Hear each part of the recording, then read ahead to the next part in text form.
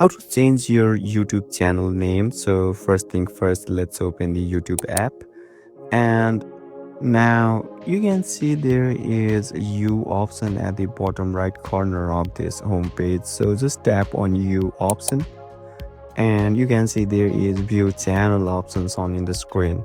So let's tap on it, and finally you can see there is edit icon at the right side of manage video button. So once you tap on edit icon, you can see name option in here. So you can simply tap on edit icon at the right side, and once you tap on it, you can simply change your channel name from here, and finally tap on save, and yeah, you will be able to change your channel name successfully.